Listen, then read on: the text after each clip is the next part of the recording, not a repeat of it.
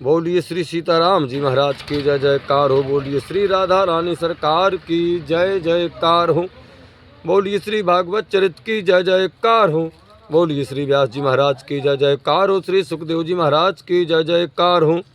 बोलिए श्री राजा परीक्षित जी महाराज की जय जयकार हो। बोलिए श्री नैमसारण क्षेत्र की जय जयकार हो। बोलिए श्री सूत जी महाराज की जय जयकार हो। बोलिए श्री सौनक जी महाराज की जय जयकार हो। 88,000 संत महात्माओं की जय जयकार हो। बोलिए श्री मैत्री मुनि जी महाराज की जय जयकार हो। बोलिए महात्मा विदुर जी महाराज की जय जयकार हो। यमुना मैया की जय जयकार हो। श्री सिद्ध बाबा महाराज की जय जयकार हो। श्री मनसला मैया की जय जयकार हो। श्री पथरी वाले हनुमान जी महाराज की जय जयकार हो। श्री खेरप सरकार की जय जयकार हो। श्री बाबा गुरु महाराज की जय जयकार हो। श्री सतगुरुदेव भगवान की जय जयकार हो। श्री काका गुरु महाराज की जय जयकार हो। सब गुरु भाइयों की जय जयकार हो। सब शिष्यों की जय जयकार हो। सब संतन की जय जयकार हो। सब भक्तन की जय जयकार हो। अपने अपने माता पिता भाई बंधु गुरु भगवान की जय जयकार हो। बोलिए परम पूज परम श्रद्धेय प्रातः स्मरणीय श्री देवराहा बाबा महाराज की जय जयकार हो। संध्या वंदना आरती महारानी की जय जयकार हो। चलते हैं प्रतिदिन की तरह श्री भागवत चरित के तृतीयाय में अध्याय नंबर 15 की कथा चल रही है। परम पूज्य रहा बाबा कहते हैं कि नारद जी ने कहा महाराज धर्मराज युधिष्ठिर से कि विप्र रहें कब तलक असुरतन समय बताओ। मुन बोले फिर यहाँ 3 जन्मन में आयो। बैकुंठ धाम में श्राप दे दिया सनक सनंदन सनत कुमार ने जय विजय को। तो जय विजय कहते हैं कि विप्र रहे कब तलक असुर तन समय बताओ। मुन बोले फिर यहाँ 3 जन्मन में आओ। हिरणाकश्यप हिरणाक्ष भये थे प्रथम जन्म में।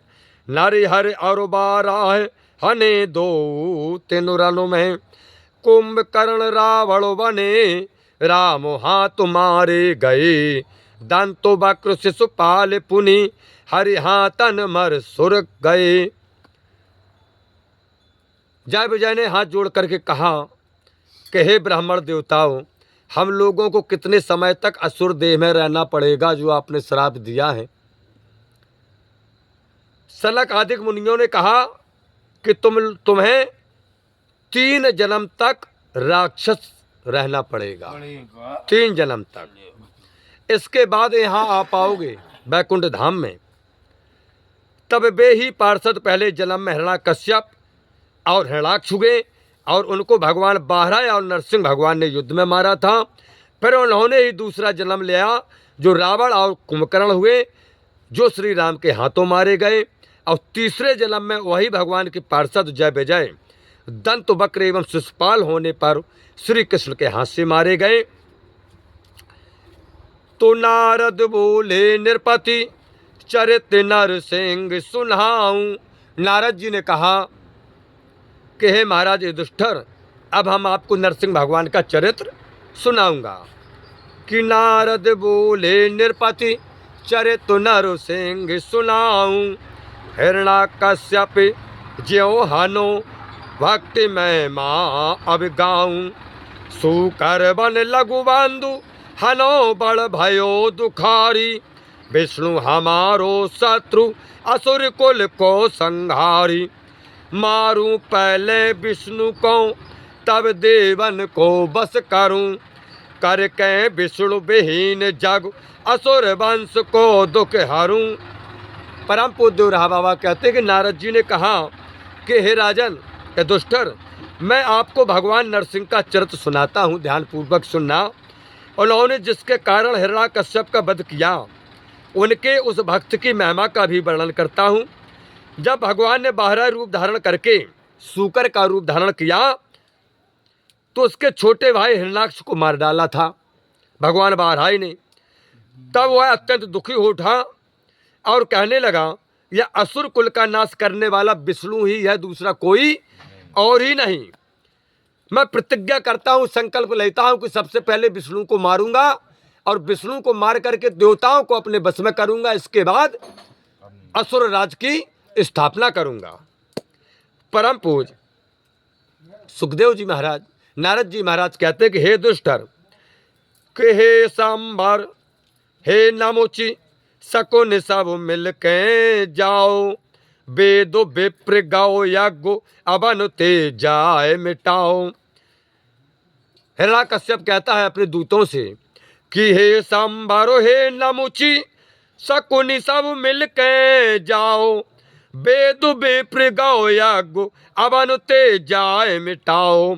यज्ञ रूप है विष्णु देवता यज्ञ सहारे, विष्णु यज्ञ मिट जाए देव का करें विचारे। दुर्बल देवन पक्ष लाए विष्णु कपट सुअर बने, समुदर्शी न छल सहे तो सुहृद सहोदर मम हने। परम पूज कहते हैं कि हिरण्यकश्यप ने कहा कि हे संबर, हे नमुची और हे शकुनी, तुम सब लोग मिलकर के जाओ। बोले महाराज कहाँ जाएं? बोले वहाँ पर जाओ जहाँ पर वेद ब्राह्मण गाय और यज्ञों को इस पृथ्वी पर से ही मिटा दो। बोले जाओ जहाँ पर वेद पढ़े जा रहे हो, कथा भागवत होती हो, बोले जा कर के वहाँ मदरा पान करके आतंक मचाना है तुमको। और बोले गाय जहाँ मिले, बोले गायों को काटना है। चालू कर दो अपनी। बोले और बोले यज्ञ कहीं ना हो पाए, कहीं भी यज्ञ नहीं होने देना है। और बोले इतना काम तुमको करना है, इन तीनों चारों कामों को पृथ्वी से तुम्हें मिटाना है। तो कहने का तात्पर्य है कि जो कथा भागवत में आकर के शराब पी करके मदरा पान करके या अपना बड़प्पन देख करके विघ्न डालते हैं, वो राक्षसी वृत्ति के होते हैं। और जो गायों को काटते हैं वो महाराक्षस होते हैं। और जो यज्ञों में विघ्न डालते हैं वो अति महापापी होते हैं।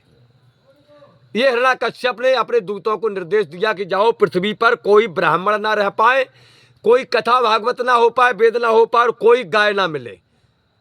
विहीन कर दो इन तीनों चारों चीज़ों से पृथ्वी को, क्योंकि यह विष्णु यज्ञ का ही स्वरूप है और सब देवता भी यज्ञ से ही भाग पा करके जीवित रहते हैं। बोले अगर यज्ञ नहीं होंगे तो यज्ञ में होम नहीं हो पाएगा, बोले देवता भूखकर मर जाएंगे। बोले यज्ञ बंद करा दो, देवता भूखकर मरे। जब विष्णु और यज्ञ ही समाप्त हो जाएंगे तब बेचारे देवता ही क्या करेंगे फिर। निर्बल देवताओं का पक्ष लेकर ही हिरण्यकश्यप कहता कि हे दूतों, हे राक्षसों, विष्णु कपटी सूकर बन गया था और समदर्शी कहे जाने वाले उस विष्णु ने ही तो छल करके मेरे प्रिय छोटे भाई को मार डाला था। हिरण्यकश्यप कहता है तो अनुशासन सुन असुर अब अनुपय मिल सब आए, सब वारणाश्रम धर्म यज्ञो यागादि मिटाए। भय देव अति दुख तो यज्ञ आहुति बिनु पाए, हिरण्यकश्यप इतु मातु बंद सुत पासु बिठाए। दई सांत्वना सवन को शोक मगन जे अति भय, यह झूठो संसार सब उदाहरण बहुतुक दये।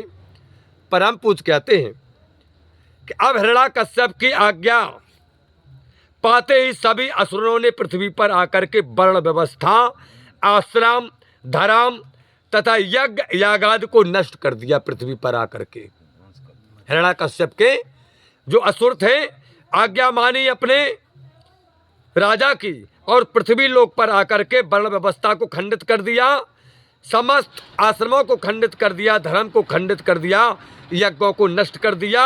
अब यज्ञ की हवि के बिना देवता अत्यंत दुखी हो गए, भूखन मरन लगे। जब यज्ञ नहीं हो पा रहा है तो होम नहीं हो पा रहा हो, होम ही देवताओं का भोजन है। देवता बड़े अत्यंत दुखी हो गए। इधर हिरण्यकश्यप ने अपनी दुखी माता तथा भाई के पुत्रों को अपने पास बुला लिया और उन सबको ढांढस बताते हुए अनेक उदाहरण देकर के कहने लगा। हिरण्यकश्यप अपनी माता से और अपने जो भाई मारा गया हिरण्याक्ष उसके बाल बच्चों से कहने लगा कि सुनो माँ, यह संसार ही क्षणिक और नश्वर है। बोले संसार जो दिख रहा बोले क्षणिक है और नश्वर है। यहाँ कोई किसी का ना तो पिता है, ना माता है, ना पुत्र है, ना स्त्री है, कोई किसी का नहीं है। जब तक यह देह है तब तक के ये सब नाते हैं, इसके बाद फिर कहीं कुछ नाता नहीं रह जाता। हिरण्याकश्यप अपनी माता को, अपने भतीजों को, सबको समझाता है, कहता है कि देखो माता कौन बंधुका को समधी, उर करे मृतक हित शोक प्रथा जग की यह अंधी। कि देखो माता कौन बंधुका को संबंधी, करे मृतक हित शोक प्रथा जग की यह अंधी। नदी धारो तृण बहे परस पर में मिल जावे, संग संग कछु चले फिर इत उत बिल गावे। आत्मा अविनाशी अमर सदा एक रस सर्वगत, मायक गुण संबंध ते ब्रह्म वसुदी कै भ्रांतुवत। परम पूज्य देवरा बाबा कहते हैं कि नारद जी ने कहा कि हे धर्मराज, हिरण्याकश्यप ने कहा कि देखो मैया, इस संसार में कौन किसका भाई है और कौन किसका संबंधी है। अरे मरे हुए प्राणी के लिए शोक करना तो संसार की एक अंधी परंपरा है। बोले मर गया तो मर गया, उसके लिए क्या रोना। जब जिंदा पर हमने अपने माँ बाप को जल नहीं दिया, पानी नहीं दिया, रोटी नहीं दी, बिस्तर नहीं लगाए, उनके शरीर पर हाथ नहीं फेरा है। हिरण्याकश्यप कहता कि हे मैया, मरने पर क्या क्यों रोते हैं लोग बाग। बोलिए ये अंधी परंपरा है। जिंदा में सेवा नहीं की हमने, मरे पर हम आंसू बहा रहे हैं। हिरण्याकश्यप कहता कि हे माता, ये तो संसार की एक अंधी परंपरा है। यहां तो सभी जीव नदी की धारा में बहते हुए एक तिनके के भांति कभी एक दूसरे से मिलकर कुछ दूर तक साथ साथ चलते हैं। संसार में क्या है, हम आपके पुत्र बन के आए हैं, आप हमारे पिता बने हैं, कुछ दूरी तक संग चलना है, ना मालूम पिता पहले संग छोड़ दे, ना मालूम पिता का संग पहले पुत्र छोड़ दे। तो हिरण्याकश्यप कहता मैया, इस संसार सागर में सभी जीव एक नदी की धारा में बहते हुए एक तिनका की भांति, कोई लकड़ी बह रही हो, तिनके की भांति कभी एक दूसरे से मिलकर कुछ दूर तक साथ साथ चलते हैं, फिर कुछ देर के बाद ही अलग अलग इधर उधर बढ़ जाते हैं, बह जाते हैं, जैसी धारा नदी में बहे। परम पूज्य नारद जी ने कहा कि हे धर्मराज युधिष्ठिर, हिरण्याकश्यप कहता कि सुनो माता, यह आत्मा तो अजर अमर सदैव एक समान रहने वाला है और सर्वव्यापक भी है, परंतु माया के गुणों अरे सतोगुण आदि से संबंध होने के कारण ही ब्रह्मस या जीवात्मा भी भटकता हुआ सा मिलता बिछुड़ता दिखाई पड़ता है। परम पूज्य नारद जी ने कहा कि हे धर्मराज,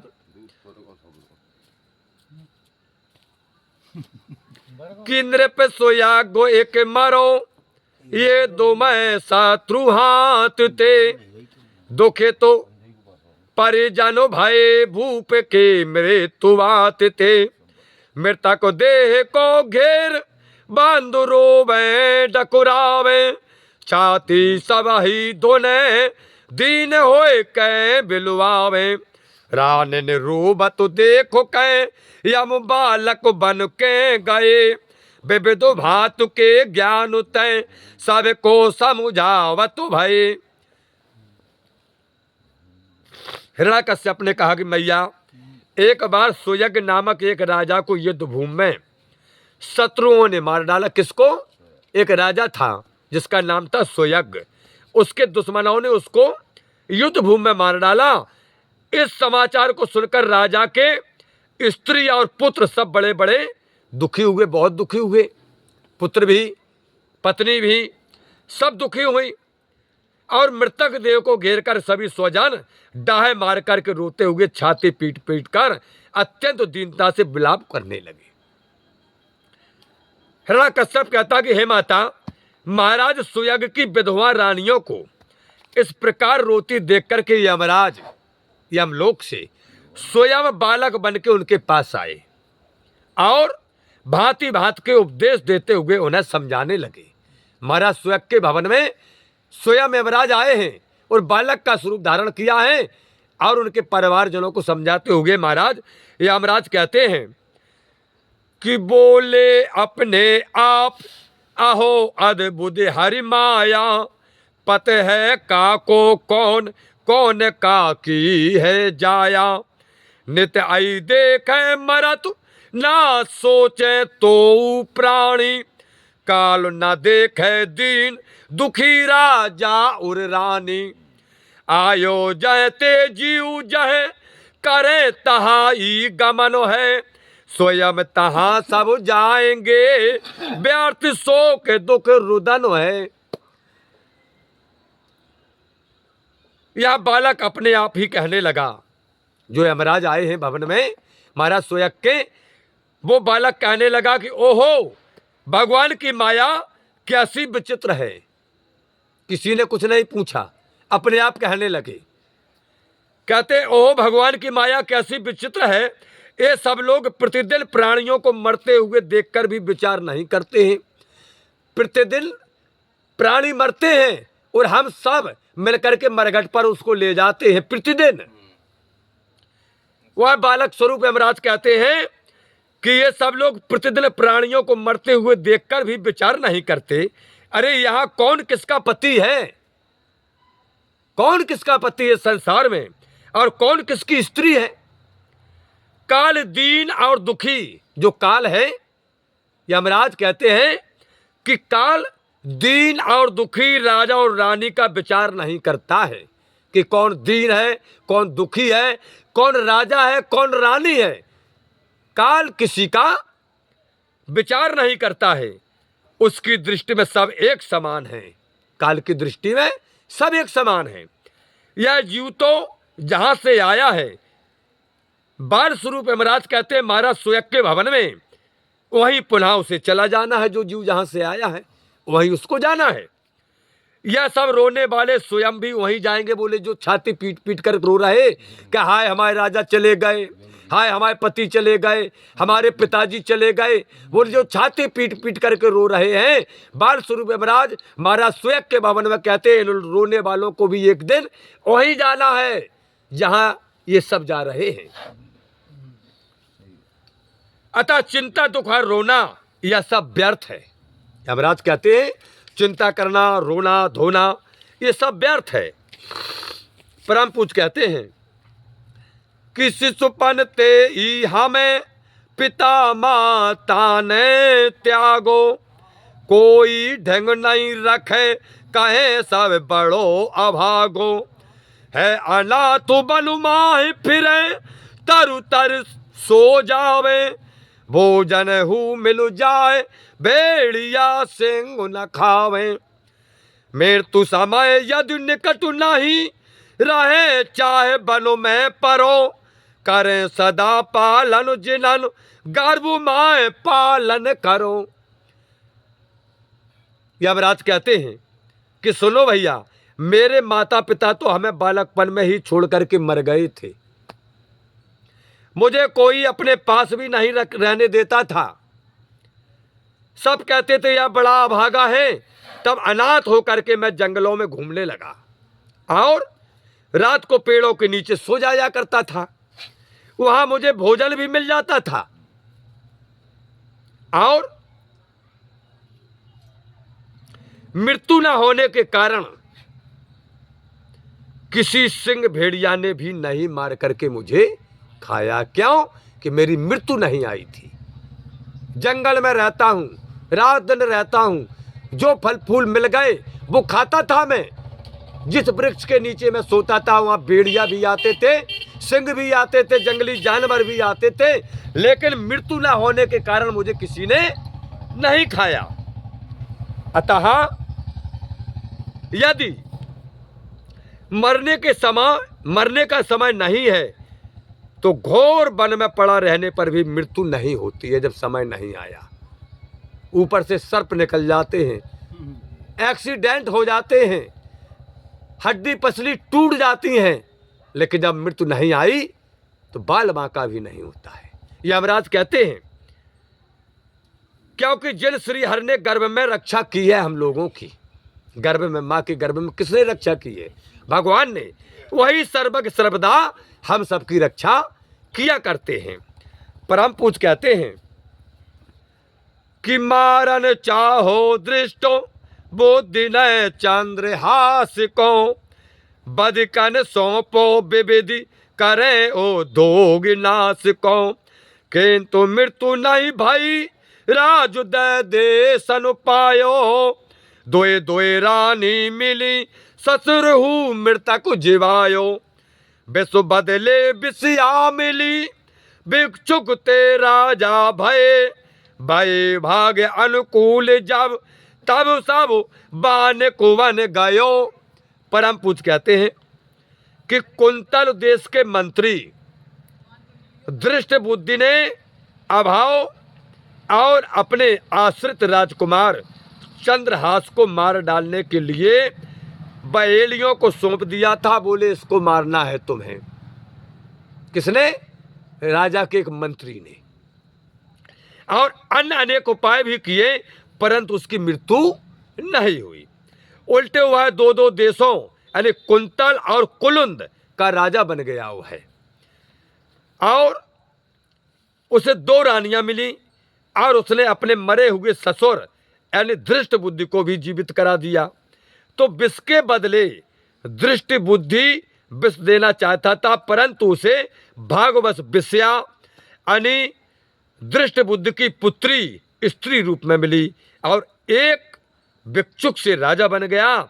जब उसका सौभाग्य जाने को हुआ तब सभी काम अपने आप ही उसके बन गए। जब भाग का उदय होता है ना, तो सब काम अपने आप बनने लगते हैं, और जब भाग दबता है तो अच्छे बने बनाए काम हमारे बिगड़ने लगते हैं।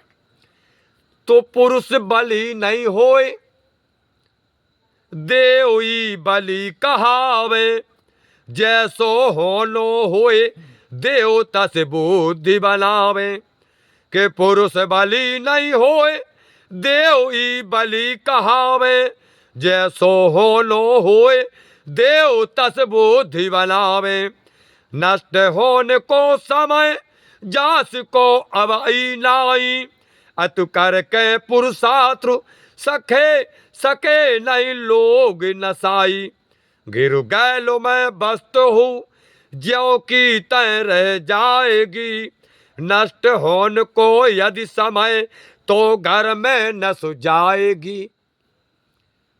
अतः परम पूज्य बाबा कहते कि पुरुष भला बुरा करने में समर्थ नहीं है।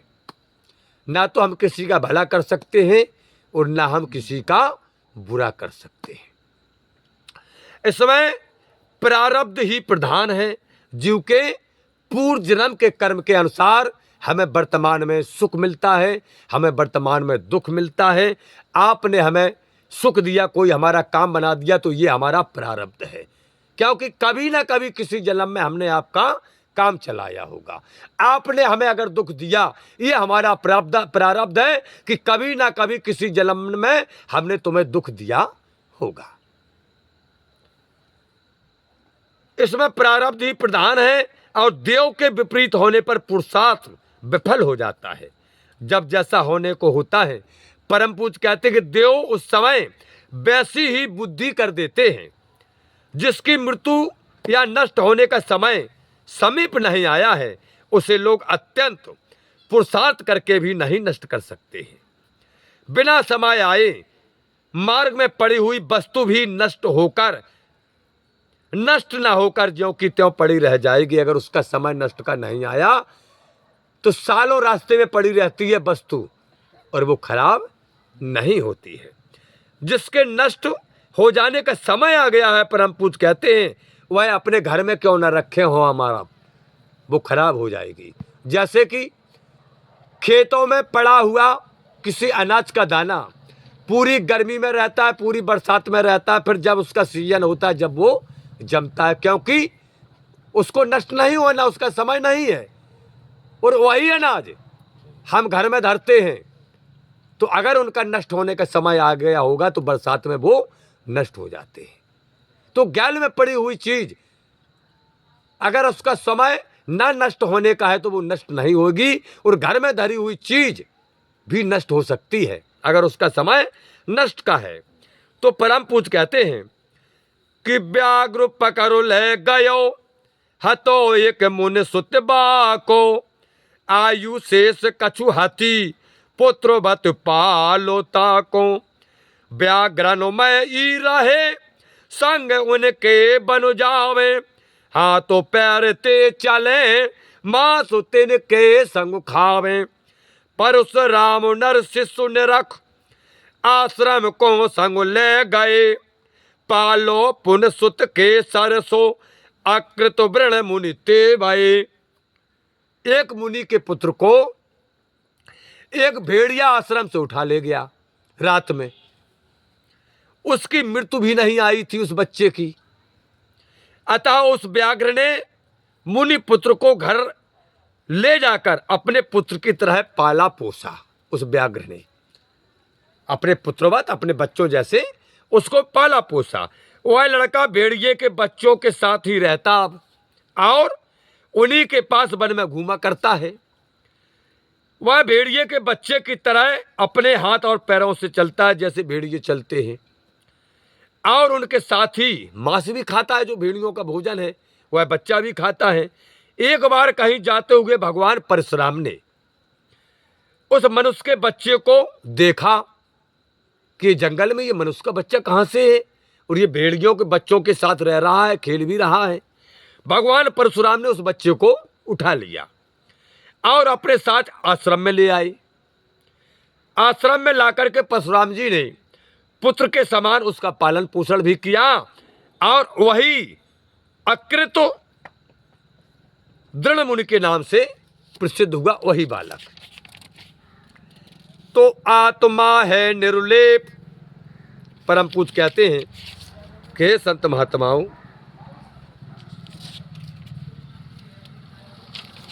आत्मा है निर्लेप रहे ने तो पृथक देहते, जैसे गेही रहे बेनोई सदा गेहते, जल में बुध बुध होए नहीं ते जल कहलावे, कनक एक रस रहे हारो कंकन मिटु जावे, अनल काटते अलग है वायु देहते पृथक ज्यों, है असंगो नभ सार्वगात आत्माहु निर्लेपित्यों।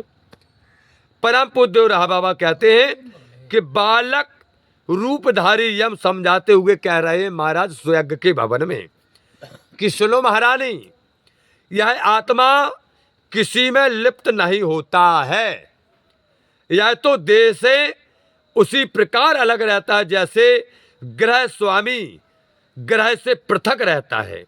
जैसे जल में होने वाला बुदबुदा यानी बुलबुला जल नहीं कहलाता, जल की निर्मलता तो अलग बनी ही रहती है।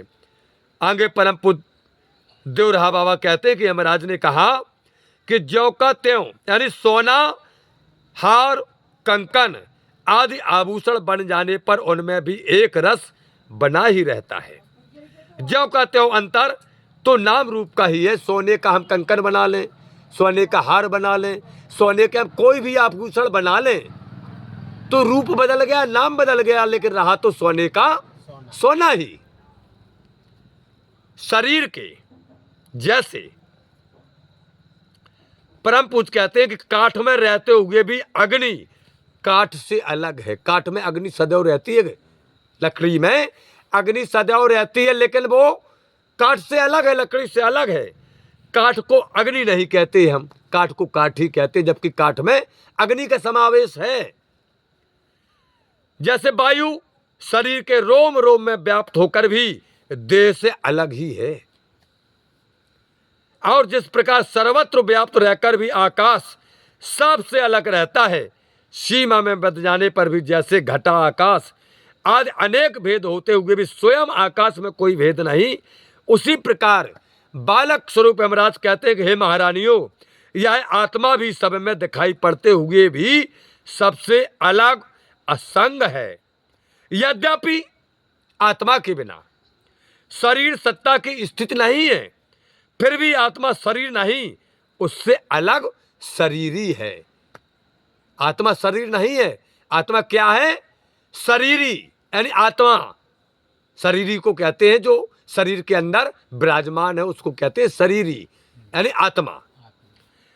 तो माया बसु ही कर्म, यमराज कहते हैं कि हे महारानियों, कि माया वसु ही कर्म, बंधु में फंसो जीव है।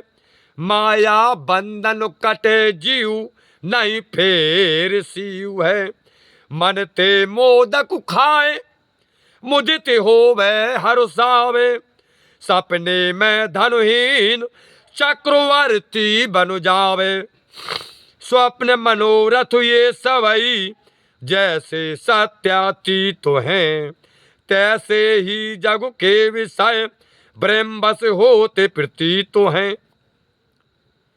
यह जीवात्मा लिंग शरीर का आश्रय ले लेने, यानी शरीर बन जाने के कारण ही कर्म बंधन में फंस जाता है। आत्मा किस कारण से कर्म बंधन में बंधता है? यह जीवात्मा लिंग शरीर का आश्रय ले लेने, यानी शरीर बन जाने के कारण ही कर्म बंधन में बन जाता है। और माया बंधन, यानी शोक मोह अज्ञान आदि, ये माया के बंधन है। कौन कौन? शोक, मोह और अज्ञान आदि। इनसे अलग होते ही यह जीव शिव स्वरूप हो जाता है। कब होता है शिव स्वरूप, परमात्मा स्वरूप? जब मोह, शोक और अज्ञान आदियों से यह जीव दूर हो जाता है, तब वह शिव स्वरूप हो जाता है। और जिस प्रकार मनुष्य मन ही मन कल्पना, यानी असत का लड्डू खाकर, असत का लड्डू खाकर मन ही मन प्रसन्न हो जाता है, जिस प्रकार सपने में कोई निर्धन चक्रवर्ती राजा नहीं बन जाता, अत्यंत प्रसन्न होता है, परंतु वास्तव में यह सब स्वप्न का मनोरथ। जिस प्रकार सत्य से रहित असत्य मिथ्याभिमान निवेश है, इसी प्रकार संसार के यह सभी विषय भी भ्रम के कारण सुखद प्रतीत होते हुए भी स्वप्न के मनोरथ की भांति असत्य और क्षणिक है। इसी प्रकार यमराज कहते हैं कि हे महारानियों, आत्मा देह से पृथक होने पर भी, विषय भोग मिथ्या होने पर भी अविद्या के कारण सत्य के समान प्रतीत होते हैं। किसके कारण प्रतीत होते हैं? अविद्या के कारण, अज्ञान के कारण ये सत्य प्रतीत होते हैं हमें संसार की समस्त वस्तुएं। परम पूज्य कहते हैं कि फंसी कुलंगी एक जालो में, तज निज सुत पति लख को लेंगो निज बधु। फंसी मन भयो दुखित आथी, नैनो नीरु बहाय, कहे कैसे जीऊं अब। प्रिया बैरह अति दुसह, भये असहाय पुत्र सब। दे देव को दोष पुन, कहे विधाता का करो। व्याधा मारो मान तको, लगत बान मर गिर परो। परम पूज्य कहते हैं कि यमराज ने कहा कि हे महारानियों, किसी जंगल में एक गौरा पक्षी का जोड़ा रहता था। किसका? गौरा पक्षी का। एक दिन कुलिंगी अपने पति और बच्चों से दूर एक जाल में फंस गई। गौरा चिरैया बच्चों को छोड़ दिया, पति छूट गया, कहीं चरने गई थी दाना लेने, वहां बहेलियों ने उसे जाल में फंसा लिया। अपनी बधू को जाल में फंसी देख करके कुलुंग अत्यंत दुखी हुआ। उसका ससुर गौरा चिरैया का, वह रोते हुए कहने लगा, हाय अब मैं कैसे जीवित रहूं। वो पति था उसका, ससुर नहीं पति। पति कहता कि हाय अब मैं कैसे जीवित रहूं, पत्नी का यह विरह कैसे सहूंगा मैं, मेरे सभी बच्चे भी अनाथ हो गए। फिर वह देव को दोष देते हुए कहने लगा, कहता कि हे विधाता, तुमने यह क्या कर दिया है, क्या किया है। इस प्रकार दुखी होकर रो ही रहा था गौरा चिरैया का पति। उसी समय बहेलिया ने निशाना लगाकर बाण मार दिया और वह बाण लगते ही गिर करके मर गया। इस प्रकार मृत्यु का समय आ जाने के कारण दोनों ही बच्चों को अनाथ छोड़ करके मर गए।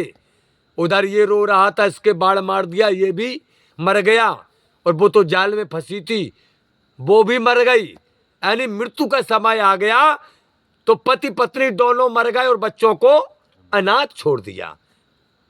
और अगर मृत्यु का समय नहीं आता तो कोई कितना भी मारे कोई मरता नहीं है। परम पूज्य कहते हैं कि कितनो ही दुख करो भूप को अब नहीं पायो, ताते तज के शोक मोहे अपने घर जाओ। सुन बालक की बात शोक सब ने तज दीन हो, मिलो संबंधी सब दाय नृप सौ को कीनो। हिरणा कश्यप सब ते कहे बंधु शत्रु को मारो हम, बदलो बद को लेंगो तजो शोक संताप तुम। कितना भी रोने एवं दुख प्रकट करने पर भी राजा नहीं मिल सकते हैं, यमराज ने कहा। अतः आशा छोड़ करके सब शोक और मोह का त्याग करके अपने घर को जाइए। बालक की ऐसी अद्भुत बातें सुन करके सबने शोक छोड़ करके विधि विधान पूर्वक राजा के शव का दाह संस्कार किया। हिरण्याकश्यप सबसे कहने लगा, अब अपने परिवारजनों को बैठा करके ये हिरण्याकश्यप कथा सुना रहा है क्योंकि उसका भाई मर गया है तो सबको सांत्वना दे रहा है। हिरण्याकश्यप कहने लगा, इसलिए तुम लोग भी चिंता और मत दुख करो, बिल्कुल चिंता नहीं करो न दुख करो। मैं अभी जाकर के अपने भाई के शत्रु को मारकर उसकी हत्या का बदला चुकाता हूं। मैं अभी जाऊंगा और उस विष्णु को मैं मारूंगा और अपने भाई का बदला चुकाऊंगा। तो यो बहु विधि समुझाए कै हिरण्याकश्यप अतुवीर, भयो चुप दिति भ्रातु सुत सब ने दारो धीरो। परम पूज्य रहा बाबा कहते हैं कि परम पराक्रमी हिरण्याकश्यप इस प्रकार भांति भांति से समझाकर चुप हो गया। तब उसकी माता दिति और हिरण्याक्ष के पुत्र और पुत्रवधू और हिरण्याक्ष की पत्नी आदि सबने भी धैर्य को धारण किया। इत श्री भागवत चरित के तृतीयाय में हिरण्याकश्यप उपदेश नामक 15वां अध्याय की कथा का समापन हुआ। कल की कथा में सुनेंगे धर्मराज से नारद जी ने कहा, इस प्रकार सबको समझाकर वह असुरों का राजा हिरण्याकश्यप तपस करने के लिए चला गया और अजर अमर तथा युद्ध में सदैव विजयी बनने के लिए घोर तपस्या करने लगा हिरण्याकश्यप। ये कथा कल सभी भक्तजन श्रवण करेंगे। हे प्रभु आनंद दाता ज्ञान हमको दीजिए, शेर गुसारे दुर्गुणों से दूर हमको कीजिए। लीजिए हमको शरण में हम सदाचारी बने, ब्रह्मचारी धर्म रक्षक वीरो वृतुधारी बने। यह कार्य जो मैंने उठाया आप ही की आंसू से, ऐसे कृपा हो नाथ की जो पूर्ण हो दास की। दीनानाथ अनाथ का भला मिला संयोग, यदि आप तारो नहीं तो हंसी करेंगे लोग। लखन सिया राम चंद्र की जय, पवन सुत हनुमान की जय, उमापति महादेव की जय। बोलो भाई सब संतन की जय। अपने अपने माता पिता भाई बंधु गुरु भगवान की जय हो।